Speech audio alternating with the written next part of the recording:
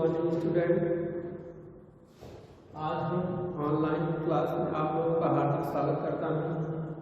और आज क्लास 9 में आज हम लोकतांत्रिक अधिकार के बारे में, कुछ मौलिक अधिकारों के बारे में हम कल पढ़ा रहे थे। उसके आगे हम आज बताएंगे कि जो दूसरा मौलिक अधिकार, इसमें पहला समानता का अधिकार था, हमने उसके बारे में बताया। 14 से 18 अनुच्छेद तक आप लोगों को पढ़ा दिए हैं। इसके बाद हम आज स्वतंत्रता का अधिकार, जिसे हम राइट टू फ्रीडम कहते हैं, स्वतंत्रता के बारे में क्या अधिकार हमको मिला है उसके बारे में हमको पढ़ना है। तो हम सबसे पहले देखेंगे स्वतंत्रता क्या होती है। कहने का मतलब, स्वतंत्रता का मतलब एकदम किसी प्रकार से किसी के ऊपर कोई दबाव न रहे, किसी का डर न हो। लेकिन हम स्वतंत्रता उसे कह सकते हैं कि हमारी स्वतंत्रता वहीं तक सीमित है कि जहाँ तक कि दूसरों की स्वतंत्रता का हनन नहीं होना चाहिए। कि यह नहीं कि मतलब अगर हम जा रहे हैं तो किसी को, दूसरे को दिक्कत पहुँचाते हुए उसको क्रॉस कर रहे हैं, आगे बढ़ रहे हैं, तो ऐसा नहीं होना चाहिए। हमारी स्वतंत्रता का मतलब ये होता है कि हम स्वतंत्र हैं, सब कुछ कर सकते हैं, लेकिन दूसरे की स्वतंत्रता का हनन नहीं होना चाहिए। तो आज हम इसमें देखेंगे स्वतंत्रता का अधिकार, जो अनुच्छेद आप देखेंगे 19 से 22 अनुच्छेद के अंतर्गत हम अध्ययन करेंगे। अब इसमें आप देखेंगे 19 में जो स्वतंत्रता का अधिकार था, इसमें 7 थे मूल अधिकार आप देखेंगे इसमें। लेकिन वर्तमान में जो है, वर्तमान में 6 हैं आप देख लीजिए। जैसे इसमें एक एक करके देखिए। अनुच्छेद 19A, अनुच्छेद 19A में कहा गया कि आपको बोलने की स्वतंत्रता है, बोलने की स्वतंत्रता। बोलने की स्वतंत्रता मतलब कि आप कहीं पर अपने विचार व्यक्त कर सकते हैं, बोल सकते हैं, आपको किसी प्रकार का रोक नहीं है। लेकिन एक बात ध्यान रखना है कि आप जो भी बोलेंगे वह किसी दूसरे को अहित न लगे, या उसके मतलब दूसरे को हानि न पहुंचे।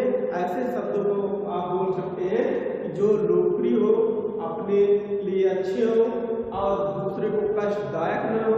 ऐसे में आपको दी गई स्वतंत्रता अनुच्छेद 19A कहता है कि आपको बोलने की स्वतंत्रता है। इसके बाद हम आगे देखेंगे जो अनुच्छेद जो है अपना 19B।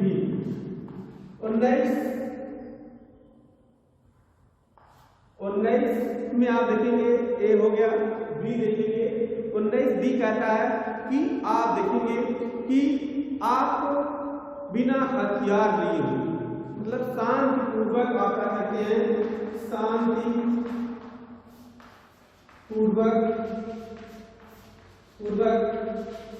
सभा करने की स्वतंत्रता कि आप जो है शांतिपूर्वक बिना हथियार लिए हुए आप क्या कर सकते हैं, आप सभा करने की स्वतंत्रता है, आप एकत्रित हो सकते हैं। इस तरह से आपको जो भी कहता है कि कहीं पर आप जो सभा संगठन बना सकते हैं, मतलब कर सकते हैं, सभा शांतिपूर्वक होना चाहिए, वहां पर किसी प्रकार के दंगे नहीं होने चाहिए। इस तरह से 19B कहता है। 19 अनुच्छेद 19C में देखेंगे। अनुच्छेद 19C में C कहता है कि संघ बनाने की स्वतंत्रता आपको दी गई है। आप जो है संघ बना सकते हैं, आप अपना यूनियन कमेटी तैयार कर सकते हैं, किसी प्रकार का रोक नहीं है। संघ बनाने की स्वतंत्रता संघ बनाने की स्वतंत्रता आपको दी गई है। तो इस तरह से आप देखेंगे 3 हो गए बोलने की स्वतंत्रता, 19 बी में शांतिपूर्वक सभा करने एकत्रित होने की व्यवस्था दी गई। अनुच्छेद 19 सी में कहा गया संघ बनाने की स्वतंत्रता। तो इस तरह से आप देखेंगे 3 हो गया। अगला देखेंगे 19 डी, क्या अनुच्छेद आप देखेंगे 19 डी में कहा गया कि देश के किसी क्षेत्र में आवागमन की स्वतंत्रता रहेगी। क्या कहा गया? देश के किसी क्षेत्र में आवागमन की स्वतंत्रता, मतलब देश के किसी क्षेत्र में आप आ सकते हैं, जा सकते हैं, आपको किसी प्रकार का रोक टोक नहीं है। आप कहीं अपने देश में घूम सकते हैं, यात्रा कर सकते हैं, किसी राज्यों में घूम सकते हैं, आपको किसी प्रकार का रोक टोक नहीं है। दूसरी बात, अनुच्छेद आप देखेंगे 19 ई में कहा गया, अनुच्छेद 19 में कि आप देश के किसी क्षेत्र में निवास कर सकते हैं। आप जो क्या कर सकते हैं, आप किसी भी देश में निवास कर सकते हैं,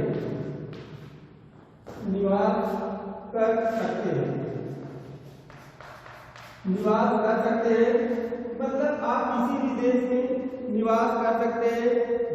अपने देश में किसी क्षेत्र में कहीं पर भी आप निवास बनाकर रह सकते हैं, उसमें किसी प्रकार की रोक टोक नहीं है। इसके बाद आप देखेंगे यफ जो है अनुच्छेद ABCDEF आप देखेंगे अनुच्छेद अनुच्छेद यह में कहा गया कि यदि आप देखेंगे, यह कहता है कि जैसे संपत्ति का अधिकार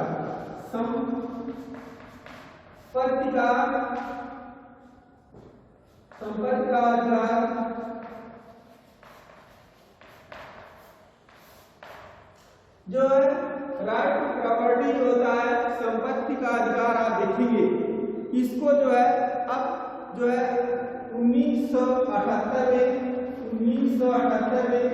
44वां संविधान संशोधन जो हुआ, 44वां संविधान संशोधन के द्वारा जो है उसको अब हटा दिया गया है। अब उसको जो है 300 में कानूनी अधिकार के क्षेत्र में उसको रखा गया है। तो यही जो है आप पहले बताया गया कि जो स्वतंत्रता 7 प्रकार की थी वह अब इसी को हटा करके यह जो है समाप्त कर दिया गया 19। इसके बाद आप देखेंगे जो लास्ट में आप देखेंगे अनुच्छेद 19G जो आप देखेंगे 7वां है, मतलब 6 थे, इसको हटा दिया गया तो 6 ही माने जाएंगे, जो G है 6वां। तो इस तरह से इसमें आप देखेंगे, इसमें कोई भी व्यक्ति आप देखेंगे कहीं पर व्यापार कर सकता है, अपने देश में कहीं पर जो है अपने स्वतंत्र रूप से कमा खा सकता है, रह सकता है, किसी प्रकार से उसको अपने जीविका चलाने के लिए जो भी काम करना है वह कर सकता है, व्यापार से लेके जो भी करना है करके अपना जीवन निर्वाह कर सकता है, किसी प्रकार को कोई रोक टोक नहीं होगा। तो ये आप देखेंगे अनुच्छेद G कहता है कि आपको पूरा अधिकार है कि आप अपने जीवन के लिए जो कोई भी व्यापार व्यवसाय कर सकते हैं, किसी प्रकार से कोई रोक टोक नहीं होगा। तो इस तरह से आप देखेंगे यह है जो हमारे मूल रूप से स्वतंत्रता के अधिकार में यह अनुच्छेद 19 में थे। अब हम अनुच्छेद 20 के बारे में देखेंगे क्या कहता है, इसके बारे में देखेंगे। अब देखेंगे अनुच्छेद जो है 20, अनुच्छेद 20 आपने 19 में 6 देखे, मूल अधिकार जो थे स्वतंत्रता के। अब हम देख रहे हैं अनुच्छेद 20 में जो है क्या कहा गया है। आप देखेंगे इसमें कहा गया कि यदि कोई व्यक्ति अपराध करता है, यदि कोई व्यक्ति अपराध करता है, यदि उसका दोष सिद्ध हो जाता है, मतलब उसका दोष क्या हो जाता है, सिद्ध हो जाता है कि यह अपराधी है, तो अनुच्छेद 20 कहता है कि दोष सिद्ध होने के बाद इसमें आप देखेंगे उसको 3 प्रकार के जो है संरक्षण प्रदान किए गए हैं कि जैसे आप देखेंगे कहता है कि किसी व्यक्ति को एक अपराध के लिए सिर्फ एक ही बार सजा मिलेगी। मतलब अनुच्छेद 20 में अपराध सिद्ध होने के बाद उसमें व्यक्ति के संरक्षण के रूप में 3 बातें कही गई हैं कि इसमें कहा गया पहला बात कि एक व्यक्ति को एक बार के सजा के लिए, मतलब एक अपराध के लिए सिर्फ एक ही बार उसको सजा मिलेगी, यह नहीं कि एक अपराध के लिए उसे बार बार सजा मिलेगी। इसलिए इसने कहा कि 19 में 3 प्रकार में बताया कि पहले बात है किसी एक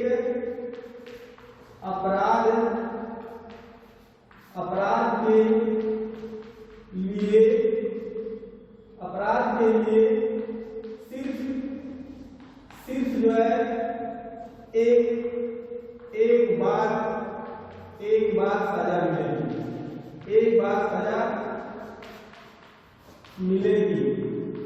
मतलब इसमें स्पष्ट हो रहा है किसी एक अपराध के लिए सिर्फ एक बार सजा मिलेगी। कोई व्यक्ति अपराध करता है तो उसको किसी एक अपराध के लिए सिर्फ एक ही बार उसको सजा मिलेगी। अब दूसरा बात आप देखोगे कहता है अपराध करने के समय, जैसे कोई व्यक्ति अपराध कर दिया उस समय जो नियम कानून बने रहेंगे उसी के तहत उसको सजा दी जाएगी, न कि बहुत पहले बने हुए कानून के तहत। इसलिए कह रहा है कि जो कहने का मतलब अपराध करने वाले समय अपराध के समय जो कानून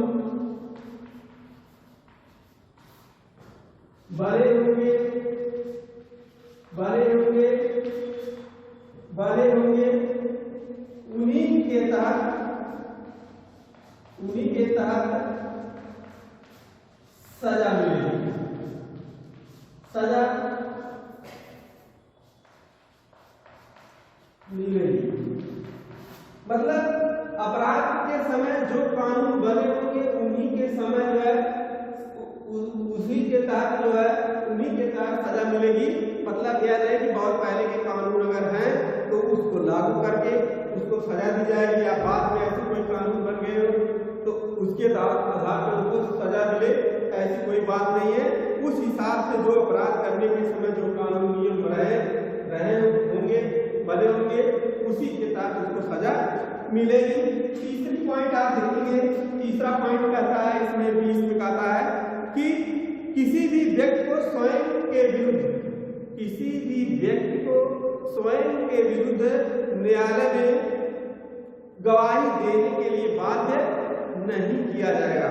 आप देखेंगे बहुत से लोगों को जबरदस्ती धोखा धड़ा करके न्यायालय के खिलाफ आवाज मतलब गवाही देने के लिए विवश किया जाता है, लेकिन उसमें साफ लिख दिया गया, जिसमें कहा गया कोई भी व्यक्ति आप देखेंगे जो स्वयं के विरुद्ध न्यायालय में किसी प्रकार के दबाव में आकर के उसे गवाही नहीं दे सकता, क्योंकि वह उसका अधिकार है किसी के दबाव में आकर के यह काम नहीं करना है। इस तरह से आप देखेंगे अनुच्छेद 20 कहता है कि अपराध सिद्ध हो जाने पे लोगों को अपने अधिकार को जानना हो चाहिए, जिससे वह अपने अधिकार को पा सकते हैं। इस तरह से अनुच्छेद आपको 20 बताया। इस तरह से अनुच्छेद आप देखेंगे 21, इसे कहते हैं जीवन का अधिकार। जीवन का अधिकार इसे कहते हैं प्राण एवं दैहिक स्वतंत्रता या प्राण एवं दैहिक स्वतंत्रता। स्वतंत्रता आप देखेंगे जो अनुच्छेद 21 यह बहुत ही इंपॉर्टेंट है। इसे जीवन का अधिकार कहा जाता है। कहा जाता है कि किसी व्यक्ति के विधि द्वारा स्थापित प्रक्रिया के अतिरिक्त, किसी भी व्यक्ति को विधि द्वारा स्थापित प्रक्रिया के अतिरिक्त आप देखेंगे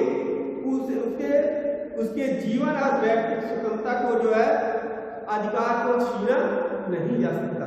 मतलब उस व्यक्ति जो स्वतंत्रता और उसके जीवन का अधिकार से वंचित नहीं किया जाएगा, किसी भी परिस्थिति में इसको हटाया नहीं जाएगा। तो इसलिए जो आप देखेंगे पूछा जाता है कि किस अनुच्छेद को जो है आप देखेंगे संकट के घड़ी में भी जो इसको परिवर्तित नहीं किया जाएगा, यह अनुच्छेद 21 है। इसलिए इसे जीवन का अधिकार प्राण एवं दैहिक स्वतंत्रता कहा जाता है कि मतलब किसी भी व्यक्ति को विधि द्वारा स्थापित प्रक्रिया जो होती है इसके अतिरिक्त उसके जीवन और व्यक्तिगत स्वतंत्रता को कोई भी अधिकार इसे छीन नहीं सकता है। इसलिए यह बहुत इंपॉर्टेंट है जो कि जीवन का अधिकार है। अनुच्छेद जो है किसमें है? 21 में है। यह हमारे अधिकारों को पूर्ण रूप से सुरक्षित करता है, किसी स्थिति में इसको बदला नहीं जाएगा। इसलिए अब आप देखेंगे अगला अनुच्छेद जो है इसके बाद कहता है अनुच्छेद 21 का। अनुच्छेद आप देखेंगे 21 का। अब आप देखेंगे इसमें क्या हुआ, इसी में आप देखेंगे कि 86वां संविधान संशोधन हुआ। 86वां संविधान संशोधन 2002 में 86वां संविधान संशोधन हुआ। इसमें कहा गया कि जो राज्य 6 से 14 वर्ष के बालकों को जो आप देखेंगे बच्चों को ऐसे ढंग से उनको शिक्षित करने का प्रयास करेगा कि जो उनके लिए आवश्यक होती है, जो उनके लिए पढ़ाई, उस हिसाब से उनको निःशुल्क शिक्षा प्रदान करेगा। यह अनिवार्य रूप से यह अनुच्छेद 86वां संविधान संशोधन 2002 में लाया गया कि राज्य सरकार या जो भी सरकार है उनको जो है शिक्षा बच्चों को जो 6 से 14 वर्ष के बालकों को जो है शिक्षा देने का कार्य निःशुल्क रूप से और अनिवार्य रूप से करेगी। इसलिए आप देखेंगे यह बहुत इम्पोर्टेंट भी है परीक्षा के दृष्टि से कि 21 कर जैसे 86वां संविधान संशोधन के तहत 2002 में 6 से 14 वर्ष के बालकों को राज्य सरकार जो है उसको अनिवार्य रूप से निःशुल्क शिक्षा उपलब्ध कराएंगी। तो इस तरह से आप देखेंगे कि इसका आप देखिए। इसके बाद हम देखेंगे अनुच्छेद 22 जो इसका लास्ट अनुच्छेद है स्वतंत्रता के अधिकार में। आप देखेंगे अनुच्छेद 22। तो अनुच्छेद 22 में देखिए कि कुछ दशाओं में गिरफ्तारी और निरोध में संरक्षण, मतलब कुछ दशाओं में आप देखेंगे गिरफ्तारी और निरोध में संरक्षण, मतलब इनको इसमें क्या कहा गया, इसमें भी 3 बातें कही गई हैं। इसमें जो है 3 बातें कही। कुछ दशाओं में अगर मान लीजिए आपको कोई गिरफ्तार कर ले रहा है कि आपको लग रहा है कि हमें मतलब गलत तरीके से फंसाया जा रहा है, तो उसमें कुछ हमारा जो अनुच्छेद 22 है उसमें आपको कुछ संरक्षण दिए गए हैं कि आप अपनी बातों को किस तरह से लोग न्यायालय के सामने आप रख सकते हो, आप अपने अधिकारों को मांग सकते हो। इसलिए इसमें जो है अनुच्छेद 22 में कुछ संरक्षण दिया गया है कि अगर आप गिरफ्तार कर लिए हुए हो, आपको लगता है कि हम जबरदस्ती या मुझे सरकार ने फंसा रही है, तो गलत कर रही है पुलिस हमारे साथ, तो उसके संरक्षण में आप बात रख सकते हो। जैसे पहला कहा गया कि हिरासत में लेने के कारण बताना होगा, मतलब हिरासत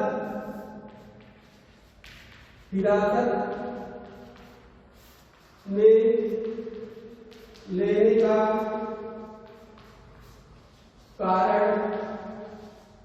कारण बताना कि मतलब हिरासत में लेने का कारण बताना होगा। जैसे कोई भी आपको पकड़ के ले जा रहा हो,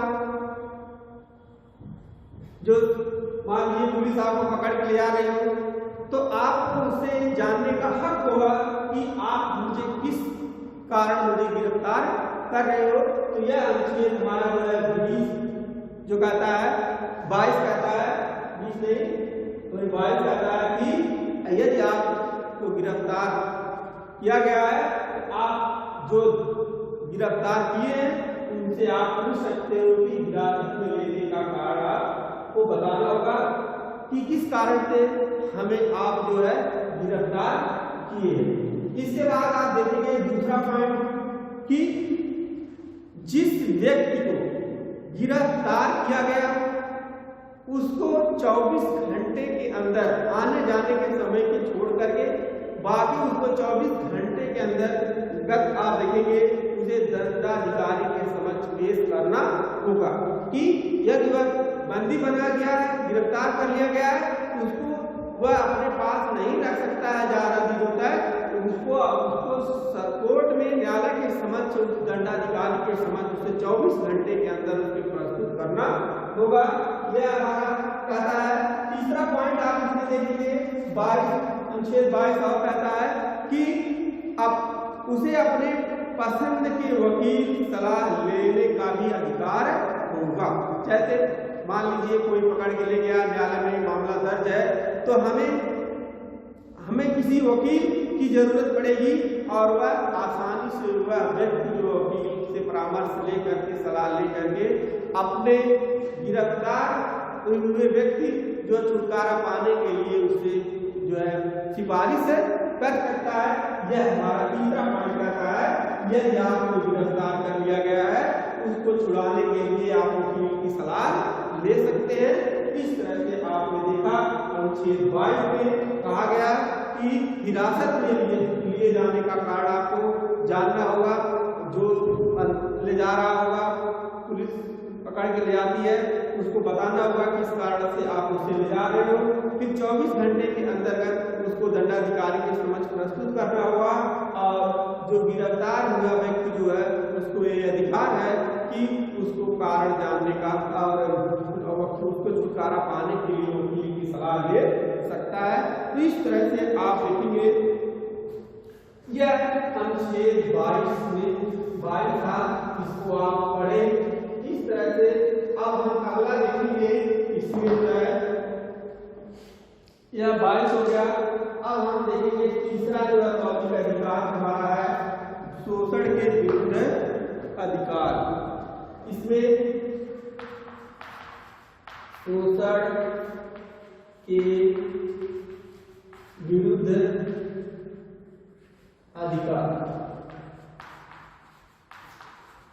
अधिकार यह आप अनुच्छेद देखेंगे 23 से लेकर 24 तक। 23 से 24 तक है यह अधिकार शोषण के विरुद्ध अधिकार। आप देखेंगे इसे कहते हैं राइट टू अगेंस्ट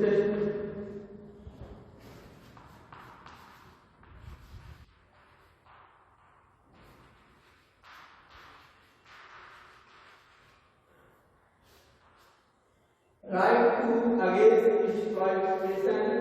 आप देखेंगे 23 से 24 में ये अनुच्छेद वर्णन किया गया है। अब हम एक एक करके पढ़ेंगे कि क्या होता है अनुच्छेद 23-24। इसमें शोषण के विरुद्ध शोषण आप देखेंगे शोषण का मतलब होता है जैसे आपको गलत तरीके से आपसे चाहे काम करवाया जाए, चाहे आपको गलत तरीके से आपसे टैक्स वसूला जाए, तो मतलब आर्थिक रूप से कमजोर करना। शोषण का मतलब होता है आर्थिक रूप से, शारीरिक रूप से आपको जो परेशान करना, इसी को हम कहते हैं जो है शोषण। तो यह हमारे संविधान में आप देख लीजिए बहुत पहले से ही जो अंग्रेजों के द्वारा हमारे किसानों के ऊपर अनेक प्रकार के जो करों का बोझ बढ़ाते थे, उनका शोषण करते थे, न कर देने के बाद उनको परेशान करते थे। तो यह बहुत पहले से ही चली आ रही थी। इन्हीं सभी को देखते हुए हमारे संविधान निर्माताओं ने इन सभी बातों को ध्यान रखा कि किस तरह से हम देश को आगे बढ़ा सकते हैं। अगर इन सभी से अगर हम छुटकारा पाए रहेंगे तो हम अपने देश का विकास बहुत आसानी से कर सकते हैं। इसलिए शोषण के विरुद्ध कुछ नियम कानून बताए गए हैं। जैसे देखिए अनुच्छेद 23 में कहा गया है मानव के दुर्व्यापार, मानव के दुर्व्यापार,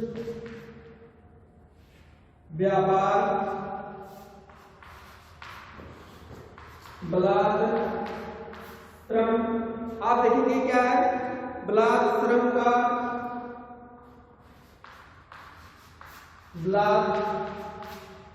श्रम का निषेध, श्रम का निषेध मतलब इसमें आप देखेंगे पहले के जब अंग्रेजों के जमाने में कि मनुष्यों की खरीदारी होती थी, दासों को जो खरीदा जाता था, बेचा जाता था, बेचते थे, इधर से उधर दासों को खरीद बिक्री होती थी। तो उसी में आप देखेंगे कि कहा जाता है कि इसमें मनुष्य के बिक्री, खरीद और बिक्री पर रोक लगाए। सरकार ने क्या कहा इस अनुच्छेद के अंतर्गत, यदि कोई व्यक्ति मनुष्यों की खरीदारी और बिक्री करता है उसको दंडनीय अपराध माना जाएगा। और आप देखेंगे बलात्कार का मतलब होता है यदि आप देखेंगे बेगारी, जैसे आप कोई बेगारी करवाता है, बेगारी का मतलब होता है कि आपको जबरदस्ती काम करवाया जा रहा हो, आपकी इच्छा के विरुद्ध अगर काम किया जा रहा हो, उसे हम कहते हैं बेगारी करवाना। केवल आपको खिला देंगे, वो भी खिलाएंगे भी नहीं खिलाएंगे, लेकिन बेगारी करवाएंगे, आपको जबरदस्ती धमका के काम देंगे। तो इस तरह से अगर आपको कोई देखते पाया जाता है, वह अपने जो पीड़ित व्यक्ति है, अगर आप कोई बेगारी करवा रहा है या उसको धमका रहा है, वह न्यायालय के समक्ष जाकर के अपने अधिकार को प्राप्त कर सकता है।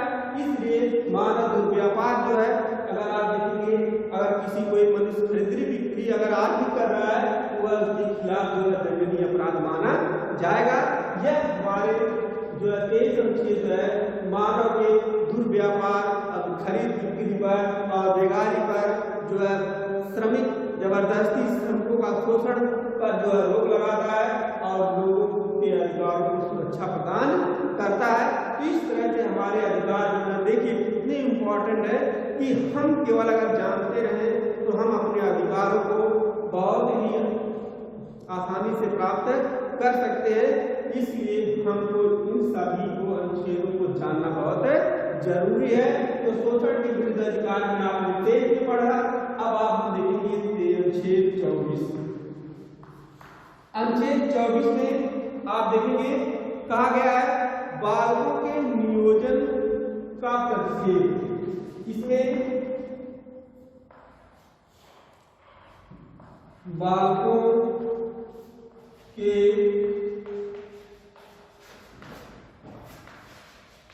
नियोजन का प्रतिषेध।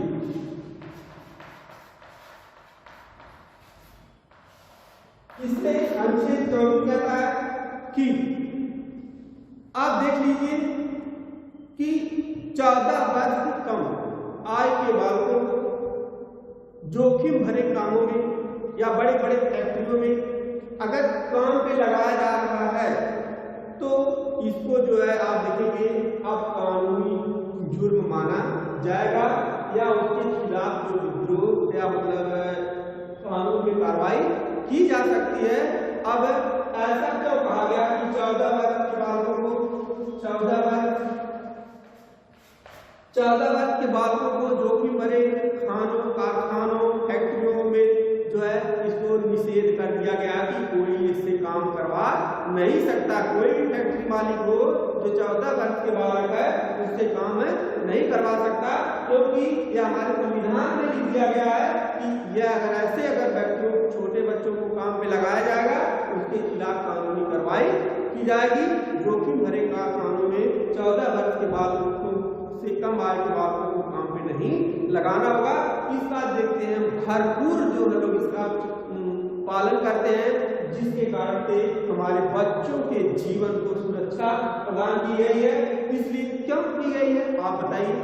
जो छोटा बच्चा 6 से 14 वर्ष आप देखिए जो बालक होते हैं इनके आप देखेंगे जो पढ़ने की अवस्था होती है, यदि इनको अगर हम अभी से उनको काम पे लगा देंगे तो वह आप देखेंगे जिस तरह से फैक्ट्रियों में लोग होते हैं, अगर कोई भी आप देखेंगे फैक्ट्री में चले जाएंगे वहाँ की भाषा जो हो जाती है और वहाँ के लोगों का एकदम पर्यावरण एकदम एक तरह से स्थिर हो जाएगा। और बच्चों की बालक जो है अभी है कुछ भी बन सकता है, डॉक्टर इंजीनियर से लेकर के वैज्ञानिक तक जो है देश का भविष्य बन सकता है।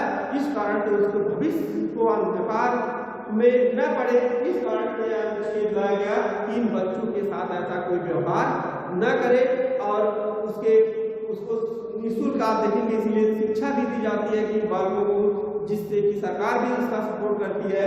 इसलिए यह इतना इम्पोर्टेंट है कि इन सभी छोटे बच्चों को 14 वर्ष के बालकों को जो जोखिम भरे कानून में किसी प्रकार से इससे काम में नहीं लिया जाएगा। तो इस तरह से आप देखेंगे यह अनुच्छेद जो था 24 था और यह शोषण के अधिकार 23 से 24 जो थे बहुत ही इम्पोर्टेंट है।